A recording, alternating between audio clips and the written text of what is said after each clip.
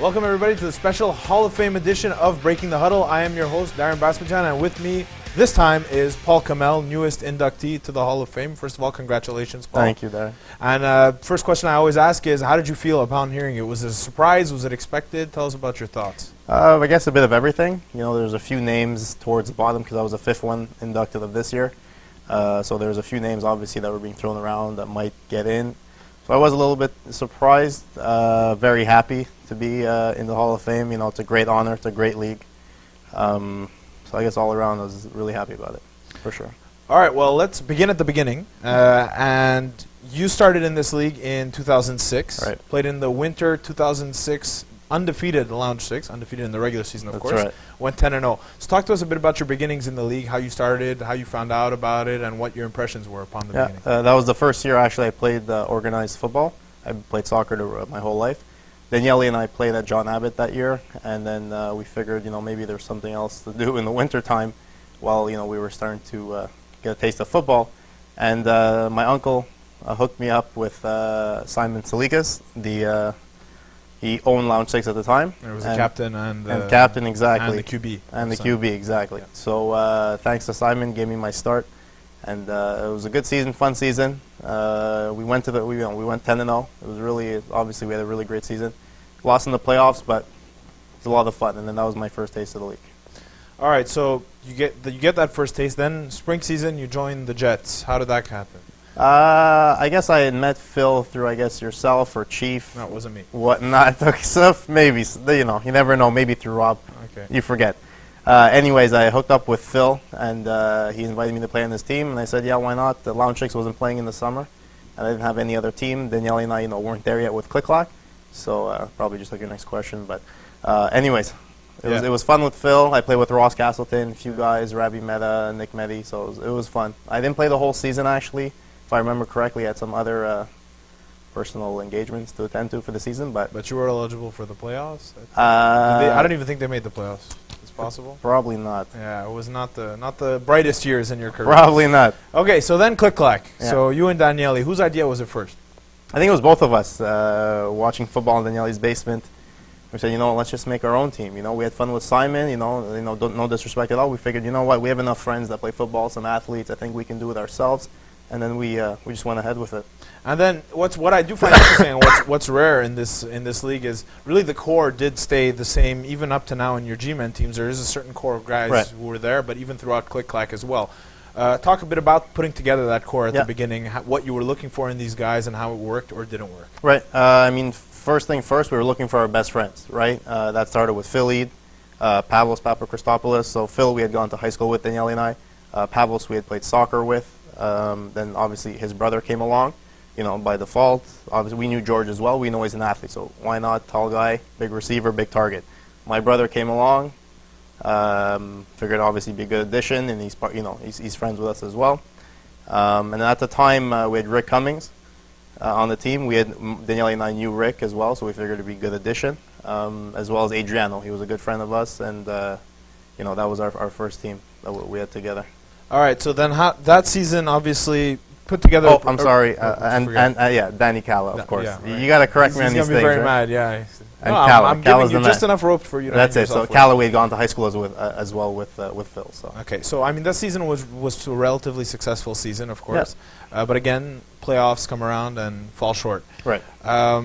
If I'm not mistaken, the same year you decide to play quarterback as G-Man? No, it wasn't. The year after. It was the year after. So in the spring of 2000, I might have it here. Summer 2008. No, but I'm saying the U. Forget the U. Okay.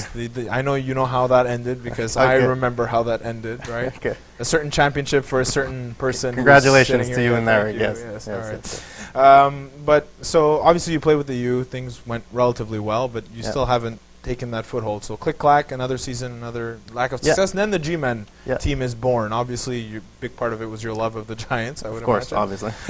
So spring season of 2008, you start going quarterback. What were your thoughts going into that? I mean, Daniele and I never really created a team, or we never brought the team into the spring. Everybody kind of had ball hockey and whatnot going on, so I figured, you know what, let's give it a shot. Worst comes to worst, I'll just run around with like a chicken with no head. Might work out. Which is pretty much what happened. Yes, pretty much what happened 75% of the time, I'd say. I did throw a few shovel passes and some overhand passes sometimes. But it did work out. It was kind of like my brother and I, we figured, let's just do it ourselves. We asked a few people who would be interested. Half of Click kind of said no. Guys like Danny Calla came back into it. I got my brother's friend, a few other people. It was a totally different group of guys, but it was still part of our friend circle.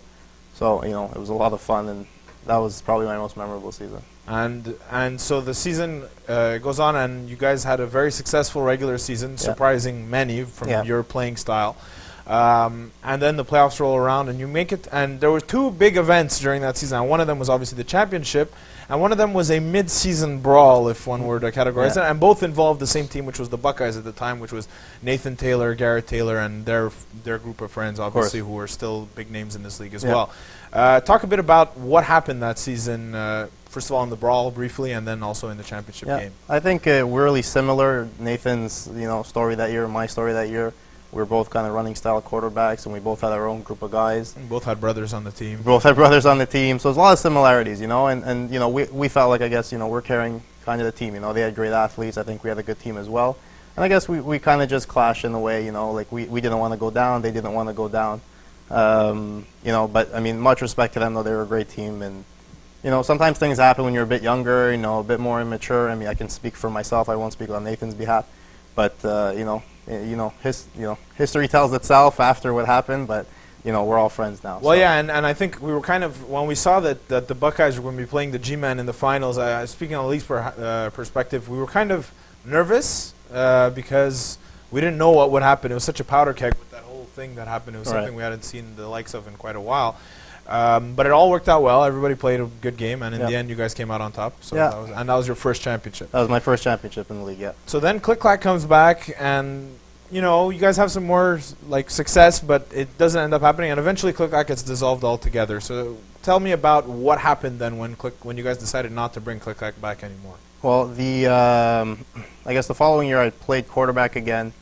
And then coming back in the winter, I played quarterback for G-Men, and then we also played Click-Clack as well, right?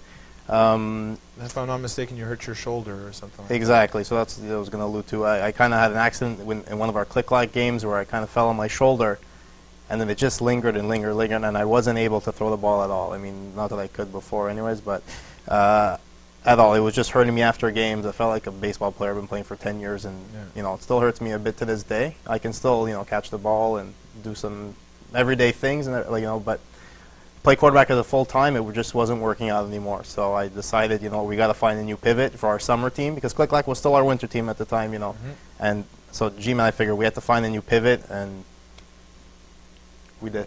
Who? Well, Gianni Satino. Okay, so Gianni Satino, who had played in the league a little bit, played on CCI Eagles, he had a decent season, but the team didn't do much. Then he played in the U with your former team, although it was completely different with the exception of Filikawi. Right. And so how did you come upon Gianni? How did you decide to pick him up? It was kind of an unfortunate situation. Nareg and I were planning it towards going to the next spring season. We're like, let's figure out some names that we can maybe ask to play quarterback. And at the time, again, part of our friend circle, because Daniele wasn't really into playing summer at all. So we went ahead and we were like, hey, you know what? Maybe we can ask Chief, Richard Chefteshi. So we figured, okay, that would be a good plan. We asked him. He was into it and everything. And then, I mean, like I said, unfortunate situation, but fortunate in the end. One day, Nareg and I were, after a Click-Clack game, Nareg was watching our game, and we're on the bench. Gianni's throwing a few balls. He's in street clothes. And we're looking at each other, and we're like, what about Gianni? And we're like, maybe it could be a good idea. Ran up to him. Gianni, what do you think about it? He said, I don't know. I'm actually being courted by another team. So we kind of convinced him to come our way. And again, the rest is history. The rest is history. So you signed up Gianni Satino, and then obviously that season defied. I mean, you guys had a very solid team, but then second championship. Yeah. So again, let's talk about that run, that playoff run, and how it was different from your first one. And it definitely was. Obviously with the quarterback situation, but in general as well. Talk to me a bit about that season. Yeah, that season was amazing. We had such great players. My brother, of course, still being part of the team. Nareg being the great receiver that he is. We added a few guys. We had Stephen Free, who started off the season with us at the beginning. Alex Camus, part of the team still. Danny Calla again. Am I missing anybody, Darren? Because I could be forgetting. I was getting to Nathan. Okay. And again, then second weekend, Stephen Free let me know that he wouldn't be able to finish the season off. So he couldn't. Figured, you know what? What are we gonna do? We need some defensive beef because otherwise we were just kind of an offensive powerhouse. We were kind of like the Colts at the time. So, you know what? I said, why not? Let's just hell with it. Let's ask. I'm gonna ask Nathan. You know what? I said hi to him a few times during. Things had cooled off. Things had cooled off, exactly. You know what? And guess he felt the same way. No hard feelings, and buried the hatchet. And he said, why not? Let's do it. And he was down with it, and that turned out really well for us. And even in further seasons, Garrett Taylor also came in. Exactly. So, I mean, I guess we can officially consider the hatchet buried. Over. Yeah. I think we both matured at the time. Well, that's another thing, too, because it's the first generation now we see of people who start in the league young and then mature into older things, which kind of is a testament to how long this league has been going on. So we spoke. I guess let's talk a little bit about your relationship with Nathan, because that is one of the pivotal guys in your experience in Flag Plus. Did he change the way you play in any way, shape, or form, either as a teammate or when you were playing against him? Well, you always want to play harder when Nathan's on your team, right? You don't want to make any mistakes because he knows how it's done. He knows how it's supposed to be done, right? He's a defensive powerhouse in this league, let alone his offensive strengths. But, specifically, that's his position, his defense. And, you don't want to make a mistake. And I think the rest of the team felt that way. So that kind of brought up our level of play altogether. And when he came aboard, I let him know. I said, you know what, if you don't mind, I'd like you to be the defensive captain. Take charge of everything. If somebody does something wrong, you get in their face. You tell them right away, sort of thing. He was a bit shy at first. Obviously, didn't want to do that, but he took to the role, and it just elevated all of our play together.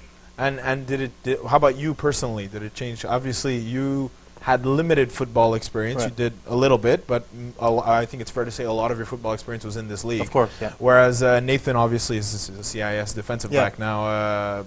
Did you get anything from him in that regard? I guess just how to read a quarterback. How to read your receivers on the field. You got to go through a progression, almost like a quarterback's got to go through his progression, right? So, a few things that we learned definitely from Nathan. I can say even from myself. Yeah. But I mean, all around, I think it was just elevating our play altogether. All right, and another player who you added kind of halfway through your FPF career was Narek Gisayan, a guy who's been with you guys for a while, and a guy who some thought could have been a Hall of Famer this season, but will probably be next season. Yeah, hopefully. Talk a bit about that player. Yeah, for sure. It was kind of like a Gianni situation. Click-clack, week one, we're playing Phil Akaui's team. So we just keep on running into the same circle. It's funny. He was subbing that day, and Narek and I had a competition going on the past few years. The year that you beat us with the U, sure, things like that. I recall a certain message being sent. I'm gonna shut down Narek. I got to pick that game, and it was covering him man on man. So yeah, and what was the score? You guys won, but you had Tom at quarterback. By a lot. Yeah. Anyways, All right. Nevertheless, week one we were playing them in the winter season. Narek was just subbing. I don't think he really had a team that year. I said, Narek, why are you playing on this team as a joke? And he goes, they asked me to sub. I go, why don't you play for us? And I think that was one of the first few times a release kind of happened. So I talked to Rob, almost begged him to say, you know what, he's not going to play with them. He's going to join us for full time. Rob made an exception, and Narek joined up, and he was big help to us. And Narek has a history of being one of the best receivers, if not the best receiver in this league. And I think in that playoff run, he did really step it up for you guys in the spring season as well. It really came together. Yeah, he was a monster in the playoffs. Defensively, offensively, all throughout the playoffs until the finals, where I kind of took over, but he still took the trophy. Yeah, because it's not the finals MVP; it's the playoff MVP. Right. And but he shared it with me. And ironically enough, a couple seasons before, he didn't have a very good. He had one bad game in the entire playoffs, but he was dominant in the finals. But in the end, somebody else got the MVP. Yeah. So he did to you what was done to him. I'm just bugging him, Okay, so now, obviously, G-Man full-time team now. Right. That's it. Click-clack not coming back? Sorry, that had no bearing on the answer. Just I'm dealing with a cough. But no, I don't think so. A few of the guys said, maybe they would like to make a comeback. But, I mean, this is my team now. This is, Gianni's my quarterback for now. I love for now. What do you mean by for now? No, I'm sorry. I'm saying Gianni's my quarterback now. Is this a Tim Tebow, Peyton Manning situation? No. Gianni's my quarterback. Gianni's I'm just saying. Daniele's amazing. He's one of my best friends. He was my favorite quarterback. Obviously in this league, he still is going to be my favorite quarterback in this league. But Gianni's my quarterback now, and this team is my group of guys, and this is my core, and this is what we're going to be going with forever. Forever. Well, Lofty expectations. Yeah. All right. till the legs can't run anymore. That's it. Sometimes even past that. You just keep going down divisions. Yeah. So in terms of individual statistics, you haven't had ridiculous things. You had one exceptional season at receiver of the year. You also had the playoff MVP. Was there anything else? No other personal awards. I got the playoff MVP and I got the receiver of the year. And it's funny because you are really by far thought of as a defensive player more than anything else. So what are your thoughts on, especially, I'd like to hear what you think about that season in particular where you won receiver of the year. What changed? Again, it was all Daniele. I mean, it was almost a shift of offensive mindsets. We were always, headed towards George. He was always the big target that, in those years. And then that season, before the season, Daniele and I were thinking, we're like, you know what, maybe it would be a good idea if we kept you on offense for the whole year. Because I was obviously, like you said, like a defensive captain. I was a defensive, the minded guy. We figured, you know what, I have the speed. Maybe it's a good idea to keep George and I both on the field at all times. It was a bit tougher for everyone to get used to. Obviously some playing time would be cut a bit, but everybody ended up buying into it. And I helped George a lot. George helped me a lot. He would take some double teams, especially in the red zone, then I would score, and vice versa. And we really helped each other out. And I think that having me and George on the field at all times helped Daniele a lot. And again, that season was all Daniele. He had an amazing year, and all I had to do was catch a ball. I was always the win position. He always put it on the money. Okay, let's talk a bit more, just specific, quick questions rather than we've kind of went through your whole career at this point. But unless there's another induction in the future or something like that, let's talk about your favorite team that you've played on. The favorite season in particular, group of guys. That's tough. I mean, if you had to pick one, I had to pick one. I would go with the summer season that I played quarterback. Yeah. And you know what? Like, most of my click-like guys weren't there. Most of my current G-Men team is not there.